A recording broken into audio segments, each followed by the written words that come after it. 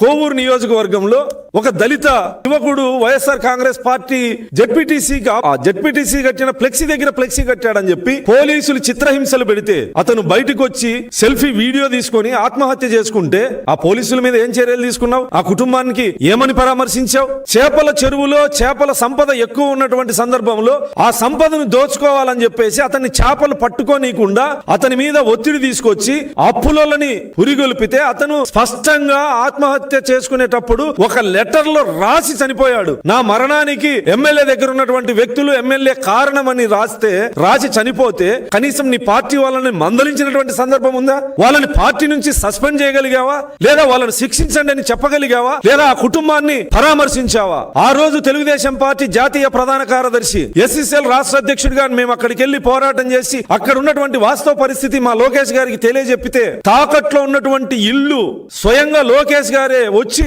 ఆ ఇల్లు విడిపించి ఆ పత్రాలు ఆ కుటుంబ సభ్యులకి ఇచ్చి వాళ్లకు భరోసా కల్పించడం జరిగింది. ఇలాంటి సంఘటన ఈ 5 సంవత్సరాల దుర్మార్గమైన దళిత వ్యతిరేక పరిపాలనలో ఒక్క సందర్భం ఉందా? ఈ రోజు కేవలం దళితుల్లో చిచ్చు పెట్టడానికి, దళితుల్ని తెలుగుదేశం పార్టీకి కూటమి ప్రభుత్వానికి వ్యతిరేకంగా చేయాలనే ఒక నీచ సంకల్పంతో సమాజంలో మీరు ఎంత దిగజారిపోయారో అర్థమవుతుందా జగన్మోహన్ రెడ్డి?